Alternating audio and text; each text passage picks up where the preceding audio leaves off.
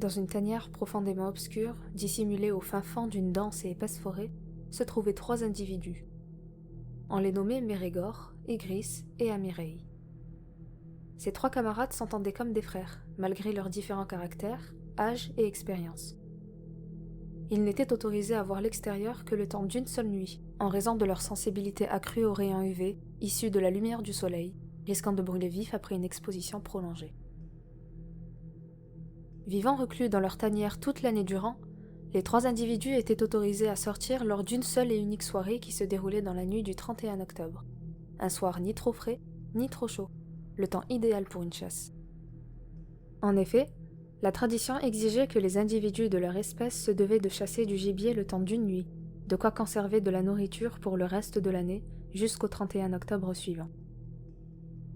Puisque les rayons UV subsistent toujours de nuit en petite quantité, ces êtres devaient se vêtir de longs vêtements recouvrant intégralement chaque parcelle de leur corps.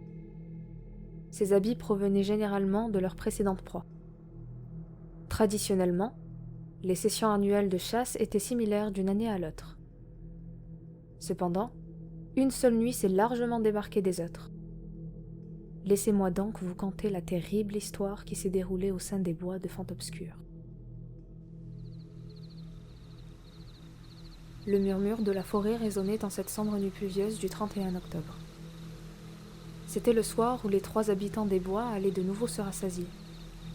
Mérégor, Ygriss et Amyrei étaient excités à l'idée de chasser. Rivaux depuis bien longtemps maintenant, chaque 31 octobre représentait pour eux une occasion durant laquelle ils pouvaient montrer qui était le plus fort. L'heureux vainqueur était naturellement celui qui chassait la proie la plus imposante et la plus rude à capturer dans le secteur. En effet, leur zone de chasse se limitait aux alentours de l'épaisse forêt de Font-Obscur, qui s'étendait sur un rayon de quelques kilomètres seulement. S'ils venaient à mettre les pieds en dehors de leur territoire, ou pire encore, à empiéter sur celui de leurs semblables, ils risquaient une mort bien atroce. Mérégor, Ygriss et Amyrei trouvaient cette situation injuste, puisque la proie la plus convoitée, que l'on nommait la perle, ne se présentait que très rarement en ces lieux. Sans avoir eu leur mot à dire, ils n'avaient pas d'autre choix que de respecter les règles imposées au sein de leur communauté. Après tout, il ne fallait surtout pas discuter les traditions. Ce fameux 31 octobre, le soleil s'était enfin couché, laissant place à une profonde obscurité qui recouvrait désormais la forêt. Les espèces nocturnes, telles que les chauves-souris, les hiboux ou les chouettes, étaient de sortie cette nuit-là, pour chasser à leur tour. Ils ne savaient pas que 3 prédateurs monstrueusement doués s'apprêtaient à leur rendre visite. Pour les 3 chasseurs, ces terres densément végétalisées représentaient pour eux une immense aire de jeu. Comme tous les 31 octobre, les 3 individus enfilèrent de longs vêtements épais. Mérégor, le plus jeune et insouciant du groupe, portait une longue robe noire ainsi qu'un masque à bec d'oiseau. Ygriss, le plus agile, se vêtit d'une toge noire munie d'un large capuchon et d'un masque entièrement blanc dépourvu d'expression. Amyrei, le plus âgé, mature et sage des 3, se contenta de se couvrir d'un long tissu blanc parsemé de petites taches rougeâtres, le recouvrant de la tête aux pieds. Une fois protégés, les prédateurs sortirent enfin de leur cachette après avoir récité une incantation à l'unisson. Amyrei lançait ensuite l'appel qui annonçait officiellement le commencement de la chasse. Des rugissements intenses se faisaient entendre dans toute la forêt. « Que la chasse commence !» s'écrièrent-ils. Ils se faufilaient entre les arbres à une vitesse étourdissante. Tous les insectes et animaux de la forêt étaient en alerte. Comme à leur habitude, Amyrei se dirigea vers le sud-ouest de la forêt, Ygriss vers le nord-ouest et Mérégor vers l'est. Ce dernier, étant le plus jeune, avait pour but de prouver sa valeur à ses aînés en essayant de capturer la plus grosse et la plus enviée des proies. Il a croisé de nombreux petits animaux, comme des lièvres, mais il savait pertinemment que les autres trouveraient bien mieux. Après plusieurs minutes de chasse, il perdit très vite patience, cherchant désespérément une proie qui en valait la peine. Il était hors de question pour lui de revenir les mains vides.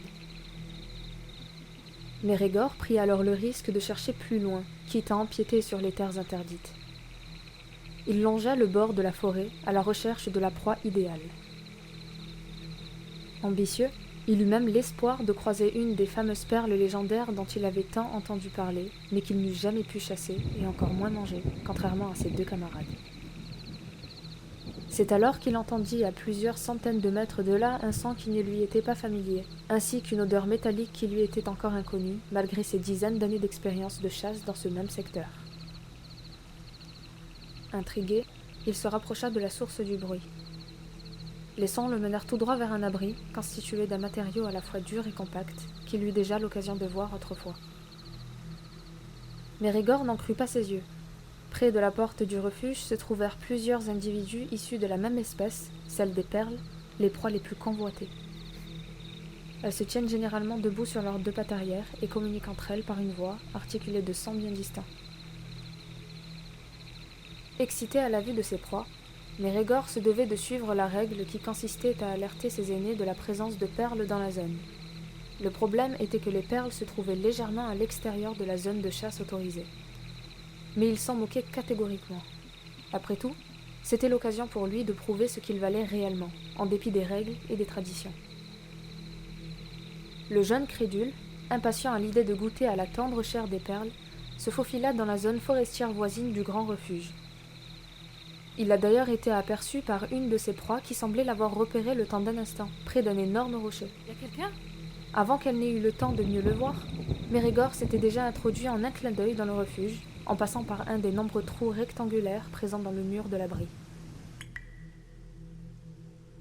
Mérégor fit preuve de patience, tel un chasseur digne de ce nom. Il resta plusieurs minutes dans l'humide et sombre abri, jusqu'à ce que ses proies aient baissé leur garde. Cela ne tarda pas avant qu'ils étendent leurs affaires sur le sol de la pièce, puis allumaient les bougies pour éclairer la grande salle. Mérégor les observait depuis le plafond, en s'agrippant à l'aide de ses griffes acérées. Après que les fameuses perles aient longuement discuté, elles se divisèrent en 3 duos. Mérégor en profita pour sortir du refuge discrètement, afin d'appliquer la règle numéro 1 du chasseur, qui est de toujours avoir le contrôle de sa zone de chasse. Par sa force herculéenne, il souleva le gros rocher situé non loin de l'entrée afin de séquestrer ses proies dans le refuge. La mise en place devant l'entrée du refuge fit un énorme bruit. Mérégor grimpa le mur extérieur du refuge jusqu'à atteindre le dernier étage. Des bruits de pas distincts se firent ensuite entendre. Le jeune chasseur s'agrippa de nouveau au plafond avant de se jeter sur la proie qui venait de passer la porte. Il lui arracha la tête d'une seule traite sans qu'elle n'ait eu le temps de réagir. Après avoir retiré son masque, Mérégor ingurgita le sang abondant en quelques secondes. Il goûta ensuite à la chair, ce qui le rendit d'autant plus fou de joie. Se délectant de son festin, une autre perle l'interrompit. La jeune perle se figea à la vue de la scène monstrueuse. Elle poussa un cri de détresse, puis s'échappa en courant et en déblatérant des paroles que seuls ses semblables pouvaient comprendre. Mérégor, plus que satisfait du goût de ce merveilleux mets, était décidé à attraper ses prochaines proies en gémissant des grognements répugnants. Une fois arrivé dans la pièce initiale, le silence régnait de nouveau. Il était celui qui tenait les ficelles et ses pauvres proies n'eurent d'autre choix que de se plier aux règles du plus fort, celles du grand prédateur. La bête renifla profondément. Une douce odeur métallique, semblable à celle du sang de sa première perle, chatouilla ses narines. D'un pas vif et acharné, Mérégor se dirigea vers la délicieuse odeur provenant d'une salle pleine d'objets en bois.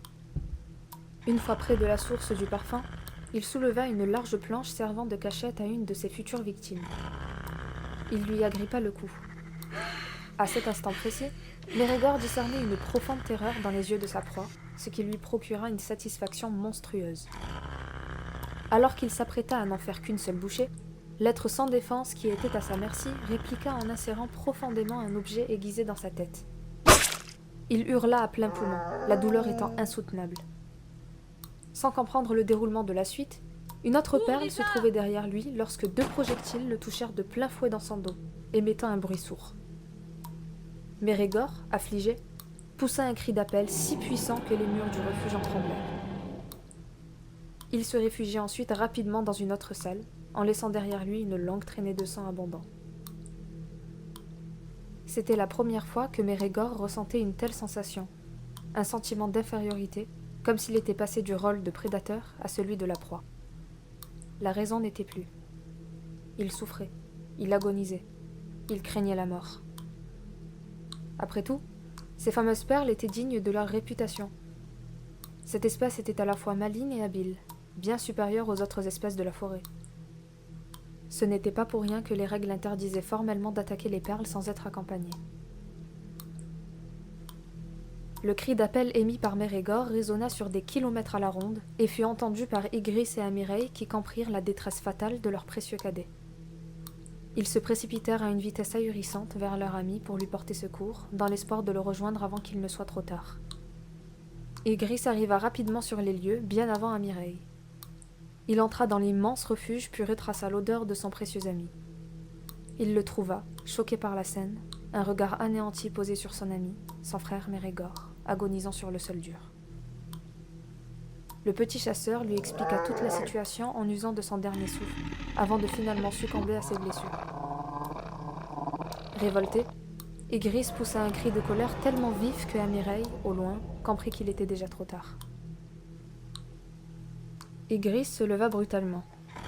Il ne lui fallait pas plus de quelques secondes pour retrouver 3 perles réfugiées dans une des nombreuses salles du refuge. Les 3 proies poussèrent un dernier cri de peur et de douleur avant de finalement mourir à leur tour. Parallèlement, Amyrei faisait tout son possible pour arriver à temps sur les lieux en raison de la distance à laquelle il se trouvait. Il distingua au loin sur sa route, tout en courant, une proie inhabituelle qui se trouvait dans les bois de Fontobscur.